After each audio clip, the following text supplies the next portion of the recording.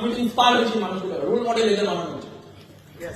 Role model অনেক আছে ভারতবর্ষের মাটিতে, রোল মডেল অনেক জন্মেছে, এখনো জন্মাবে, পরেও জন্মাবে। এই মাটিতেই আলাদা ভগবানের বরদান আছে, এই মাটি থেকে রোল মডেল জন্মাবে। শুধু দরকার কি? শুধু দরকার জানা, একবার জেগে যাবে। আমি লাস্টে শেষ করার আগে 10 মিনিট একটা লেখা বলবো। কবি যেভাবে লিখেছে আমি পড়ে বারবার কেঁদেছি। আমি চেষ্টা করবো এটাকে বলা, ভালো মতো এটা বুঝতে হবে কিভাবে নায়ক জন্মায়। তো ওখানে গল্পটা রাজা রামমোহন রায় খুব অস্থির ভাবে উনি হাঁটাচলা করছেন, খুব অস্থির ভাবে হাঁটাচলা করছেন রামমোহন রায়। ভেতরে নিরাশা, খুব দুঃখ, মনে মনে হাঁটাচলা করতে করতে ভাবছে যে মানুষই যদি আমার বিরোধিতা করে তাহলে আমি লড়বো কাদের নিয়ে, মানুষই যদি আমার বিরোধিতা করে আমি লড়বো কাদের নিয়ে, সবাই যদি সাথ না দেয় তাহলে কার জন্য লড়ছি, কি লাভ এই লড়াই করে, কি হবে এই লড়াই করে। সঙ্গে সঙ্গে দারোয়ান আসলো, দারোয়ান এসে বললো রাজা রামমোহন রায়কে যে আপনার সাথে একটা যুবক ব্রাহ্মণ দেখা করতে এসেছিল। রামমোহন রায় বিরক্ত হয়ে বললো, বলে দাও বিজি আছি, ব্যস্ত আছি, দেখা করতে পারবো না। সঙ্গে সঙ্গে দারোয়ান বললো যে অনেক বোঝানোর পরে উনি আপনার সাথে আজকে না দেখা করে যাবেন না। রামমোহন রায় বলে ঠিক আছে দেখে নাও। লোকটা দেখা করতে যখন এলো, গায়ে আমাবলি দেওয়া যুবক ব্রাহ্মণ, মাথায় টিকি, তাকে রেখে রামমোহন রায় মাথাটা চটে গেল। সঙ্গে সঙ্গে একটু কর্কশভাবে রামমোহন রায় বললেন কি চাই। তখন ব্রাহ্মণটা নিজের পরিচয় দিলেন, হুগলিতে আমার বাড়ি, নাম মাধব ভট্টাচার্য, আপনার সাথে আমি দেখা করতে এসেছিলাম কিছু বলার জন্য। বৈশাখ মাস কাজ করে বাড়ি ফিরি, বাড়ি ফেরার পরে আমার মেয়ে, ছোট্ট মেয়ে অপু ঝাঁপিয়ে পড়লো আমার কোলে, জল দিল, গামছা দিল, বাতাস দিল পাখা দিয়ে, বাবাকে ছাড়াও কিছুই বোঝে না। যখন মেয়ের বাবা মিলে আদর খাচ্ছি, সঙ্গে সঙ্গে মা চিৎকার করে বলে উঠলাম, আর কতদিন মেয়েকে ঘরে বসিয়ে রাখবে, 7 বছর বয়স হয়ে গেল, পাড়ায় তো কান্দে পারে না, সম্মান সব গাও নাকি। সঙ্গে সঙ্গে মাকে বলে উঠলাম, 1000 টাকার নিচে তো কেউ পণ নেয় না, ভালো পাত্র পাবো কোথায়, এই অভাবের সংসারে 1000 টাকা আনবো কি করে। সঙ্গে সঙ্গে মা বললো, সম্মান তো বাড়াতে হবে, জাত তো রাখতে হবে। কালকে নদীতে একজন কুলীন ব্রাহ্মণ আসছেন, বয়সটা একটু বেশি 70, কিন্তু খুব উঁচু বংশ। ভাবছি নিজের মেয়েকে ওর হাতেই দান করবো। মনটা মানল না নিজের মেয়েকে ওর হাতে দিয়ে দিতে, কিন্তু সংসারের তো একটা চাপ আছে, সমাজের তো একটা চাপ আছে। মনটা না মানলেও মেয়েকে তার হাতে দিয়ে দিলাম। লাল রঙের শাড়ি পরা, গয়না, সিঁদুর আলতায় আমার মেয়েকে, ছোট্ট মেয়েটাকে অপরূপ দেবী লাগছিল, কি অপরূপ সৌন্দর্য। মনে হয় সেদিনকে আমারই নজর লেগেছিল। আমার মেয়েটা খুব আনন্দ থাকতো, রামমোহন বাবু আমার মেয়েটা খুব আনন্দ থাকতো, সারাদিন আমার কিছু কিছু ঘুরতো, সব কাজই শিখে গেছিল প্রায়, কিন্তু জানতো না রান্নাটা। একদিন হাত নিয়ে ছ্যাঁকা রেখে কেঁদে উঠলাম, ওর মাকে বললাম ভুল করে বাকি কে আর রান্না করে নিয়ে যাবেন। মেয়ে আমার সেদিন কি খুশি, গলায় বুঝে আমাকে কত আলো। দেখতে দেখতে মেয়ের বিয়ে হয়ে গেল, দেখতে দেখতে মেয়ের বিয়ে হয়ে গেল। আষাঢ় মাস ঘুরিয়ে যায়, পুজো আসছে, সাজো সাজো রব, হাট থেকে মেয়ের জন্য একটা শাড়ি কিনে আনলাম, আলতা সিঁদুর কিনে আনলাম। মেয়ে কত খুশি, মেয়ে খুশি হয়। আমাকে বললো বাবা বাবা তুমি এটা ওই আমাকে রানীর মতো লাগবে না। মেয়েকে দেখে চোখ ফেলে জল বেরিয়ে এলো। এই অভাবের সংসারে মেয়েটারই তো হাসি আছে, এই অভাবের সংসারে মেয়েটারই তো একটু হাসি আছে, কিন্তু সইল না। পরের দিন সকালবেলায় জানেন রাজা বাবু, পরের দিন সকালবেলায় মেয়ের শ্বশুর বাড়ি থেকে একজন চিঠি নিয়ে এলো। নারায়ণ বন্দ্যোপাধ্যায় শরীর রেখেছে, মেয়ের বাড়ি থেকে নির্দেশ এসছে, সব গতিবিধি অনুসারে, সব নিয়ম অনুসারে মেয়েকে সতী দিতে হবে, সতী করতে হবে। মনে হয় সঙ্গে সঙ্গে চিঠিটা ছিঁড়ে ফেলবেন। তখন রাজা রামমোহন রায় জিজ্ঞেস করলাম কিন্তু কি করলেন। বলছে ছিঁড়ে ফেলবো কি করে, যিনি পত্রটা নিয়ে আসছিলেন তিনি তো গ্রামের সব বড়দেরকে জানিয়ে আসছিলেন, কিছু করার উপায় ছিল না। রাজা রামমোহন রায় বললেন তারপর। বলছে তারপর মেয়েকে ঘটা করে সাজানো হলো, পুরো গ্রামের উৎসব, ভাগ্য বাজছে, সবাই দেখছে মেয়েকে সাজাতে, শাড়ি পরাচ্ছে, সিঁদুর পরাচ্ছে, আলতা পরাচ্ছে, মেয়ে খুব খুশি।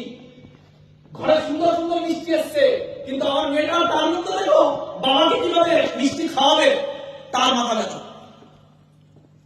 বেচারা জানতোই না উৎসবটা কেন হচ্ছে। ওই দিক থেকে খবর এসছে নদীর পাড়ে চিতা সাজানো হয়ে গেছে। পুলিশ ব্রাহ্মণদের নির্দেশ এসছে ওখানে নিয়ে যেতে মেয়েকে দাহ করার জন্য। আমার মেয়েটার মুখের দিকে তাকিয়ে কাঁদতেও পারিনি, বলতেও পারিনি কোথায় যাচ্ছি আমরা, কিসের এই আনন্দে। কোলে নিয়ে চলে গেলাম নদীর দিয়ে, এক ফোঁটা কাঁদিনি, মেয়েকে কিছু বুঝতে দিইনি। সব রকমের অনুষ্ঠান হলো চিতার সামনে, সব রকমের অনুষ্ঠান হলো। মেয়েটা সব চোখ বুঝে অবাক হয়ে দেখছিল। হঠাৎ করে চিতায় অগ্নি দেওয়া হলো, দাউ দাউ করে ধরে উঠলো অগ্নিকাণ্ড। মেয়েটা সঙ্গে সঙ্গে আমাকে বললো, বাবা আগুন দেখে না আমার খুব ভয় হয়, বাড়ি নিয়ে চলো। সঙ্গে সঙ্গে আমি মেয়েকে বললাম, মা গলা থেকে একটু হাতটা নামাবি। বলছি হাত দুটো যখনই গলা থেকে নামলো ছুড়ে ফেলে দিলাম ওকে উনি ঘুমবে। আর ওই মেয়ে ওখানে দাঁড়িয়ে যে বাবা বলে চিৎকার করলো, তারপর খেতে রাখবে ভয় করে পারিনি মেয়েকে বাঁচাতে। আপনি হয়তো পারবেন আমাদের মতো মেয়েদেরকে বাঁচাতে। রাজা রামমোহন উঠে দাঁড়ালো, উঠে দাঁড়িয়ে বললো, কিছুক্ষণ আগে ভাবছিলাম লড়াইটা কাদের জন্য লড়বো, আপনি এসে বলে দিলেন লড়াইটা কেন লড়তে হবে, জানিয়ে দেবো, সব পানিতে রেখে দেবো। তারপর জন্ম নেয় রাজা রামমোহন, এদেরকে বলে জাতির জনক। নিজের মেয়ে পড়েনি, লোকের মেয়ের জন্য জীবন দিয়ে দিয়েছে। তারপরে রাজা রামমোহন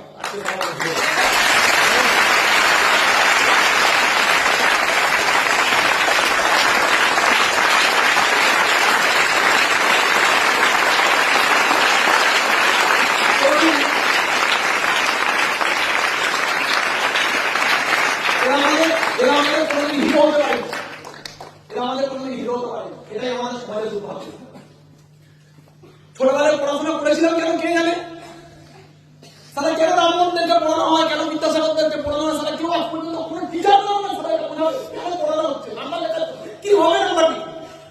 আমি তো একটাই জিনিস বলি, যদি রামমোহন রায়কে পড়ানো হচ্ছে তাহলে রামমোহন রায় জন্মনে রাজ্য পড়ানো হচ্ছে। আর যদি রামমোহন রায় না জন্মায় পৃথিবীতে তাহলে রামমোহন রায়কে পড়েছিলাম কি যে সমাজের সাথে লড়ে মানুষের জন্য নিজের জীবন দিয়ে দিয়েছিল, সেই রামমোহনই যদি যদি না হতে পারলাম তাহলে রামমোহন রায় পড়েছিলাম। আমি সারা স্কুলে পড়া হতাম, আমি জীবনে কোনো লাভ পাইনি। রিয়েলি রামমোহন কিভাবে হতে হয় এই স্মার্টের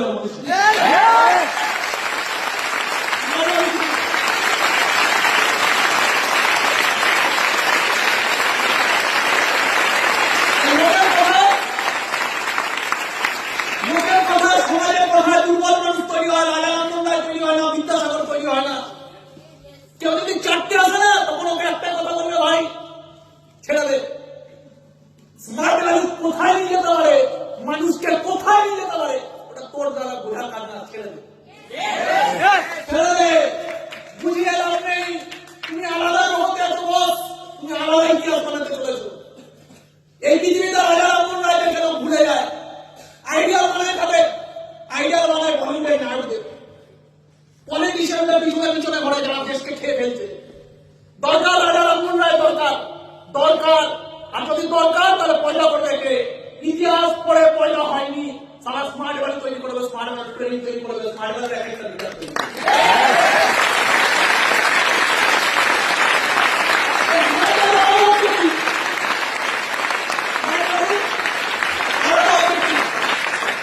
এই লোকগুলোকে কি করেছে, এই লোকগুলোকে কি করেছে? একটা সময় এই লোকটাই ভাবছিল তাদের জন্য লড়বো, কেউ তো সাথ দেয় না। ঈশ্বর পাঠালেন একটা মানুষের ব্যথা নিয়ে, তারা ওই মানুষটার ব্যথা নিজের ব্যথা বানিয়ে নিয়েছে। তারপরে যে লড়াই হয়েছে, ধর্মযুদ্ধ প্রতি যুগে যুগে হয়, প্রতি সময় সময় হয়। কোশ্চেন হলো তুমি ওই নায়ক কিনা, নিজেকে সেট করো। আমি কি অর্জুন? ভগবান আমাকে স্মার্ট দিয়েছে নিশ্চয়ই কোনো কারণে কোনো যুদ্ধ লড়ার জন্য, তাহলে আমি কেন অর্জুন না? নিজেকে ফিল করতে হবে আমি ওই লড়াইটা করবো, নিজেকে ফিল করতে হবে যাতে ওপরওয়ালা আমাদেরকে লড়াইটা লড়তে পারে। মাইন্ডসেট প্লে করতে পারছি, হ্যাঁ মাইন্ডসেট। প্রত্যেকটা মেয়ে, প্রত্যেকটা ছেলে এরা নায়ক হওয়া উচিত, এদেরকে নিজের চরিত্রে আনো। পারবো না আমরা এত মহান হতে, কিছুটা চেষ্টা করি, কিছুটা চেষ্টা করি, কিছু করি। তাহলে মায়ের 40 লাখ ছেলে মেয়ে, 40 লাখ, 40 লাখের কাছে হয়তো আমার আওয়াজ পৌঁছাবে না, কারণ আমি 40 লাখের সংস্পর্শে পাইনি। বাট আমি সবাইকে একটাই কথা বলতাম, ভাই কিছু করি, ভাই জীবনে দেশের জন্য, মানুষের জন্য কোনো কাজ নেই, স্মার্ট ওয়ার্ক পেয়েছি, তারা কিছুদিন করি, মন থেকে করি, কিছু না পেলেও করি, একটু ভালোবেসে করি, আর এদের মতো হতে পারবো না। অ্যাটলিস্ট 8টার কাছে থাকবে, ভালো কাজও করেছি জীবনে। আর যদি মনে হয় এটাই জীবনের উদ্দেশ্য বানাবো, সব পাই আমি এখান থেকে, সব পাওয়া যায় এখান থেকে, তাহলে তাহলে আর কিছুদিন এর জন্য না, পুরো জীবনটাই দিয়ে দেবো। কথা বলে বোঝা যাচ্ছে? উদ্দেশ্য মানুষকে মহান বানায়, চরিত্র মানুষকে মহান বানায়। তো পারবো এই গেলে এই মেসেজগুলো প্রত্যেকটা নিজের টিমকে দাও, এই মেসেজগুলো দেশকে দাও। প্রচুর প্রচুর ট্যালেন্ট আছে এই দেশে, প্রচুর ট্যালেন্ট আছে, জায়গা দরকার, জমি দরকার। এই বিকাশ ঘোষের কোনো অস্তিত্ব ছিল না যদি স্মার্ট ভ্যালু না পেত। একবার ভেবে দেখো যে বিকাশ ঘোষ আজকে এখানে রাজ্যে থাকতো যদি স্মার্ট ভ্যালু না পেত, হারিয়ে যেতাম কোথাও। এটা আওয়াজী ছেলে হয়ে ঘুরে বেড়াতাম, হারিয়ে যেতাম কোথাও। থ্যাংক গড ওপরওয়ালা কপালে স্মার্ট ভ্যালুটা লিখেছিল। আরে ভাই স্মার্ট ভ্যালুটা লিখেছে, তারা সবাই ঘিরে স্মার্ট ভ্যালু পেয়েছে, ওরা সবাই ঘিরে, সবাই কিছু করে যেতে পারে। এই সম্ভাবনাটাকে নষ্ট করে দিও না, জীবনটা যেন বৃথা না চলে যায়, শেষ না হয়ে যায়। গর্ব থাকে যেন ভেতরে, ভালো কাজ করি, ভালোভাবে করি, কম টাকা ভালোভাবে করি। এটা মহান কেন জানেন? বিদ্যাসাগর লিখেছে, দিনে দুবেলা খেতে না পারি, একবেলা খাবো। কখনো যদি একবেলা না জোটে দুদিনে একবার খাবো, কিন্তু এমন কোনো কাজ করবো না যেই কাজে আমার সমাজ নষ্ট হয়। এর জন্য এরা মহান, এর জন্য এরা মহান। টাকার জন্য স্মার্ট ভ্যালু করবো না, গর্বের জন্য স্মার্ট ভ্যালু করবো। গাড়ি চলবো না, দরকার নেই গাড়ি চলান, সারা কোনটা গাড়ি চলেছি সারা জীবনে, দরকার নেই গাড়ি চলান। কিন্তু সারা লোকে গুলামি করবো না, পুরো সমাজ যেখানে নষ্ট হচ্ছে, গরিব বাড়ছে আর কিছু মানুষ বড় হচ্ছে, গুলামি করবো না। এমন কাজ করবো আরো 100টা মানুষকে নিয়ে বড় হতে পারে। পারবো?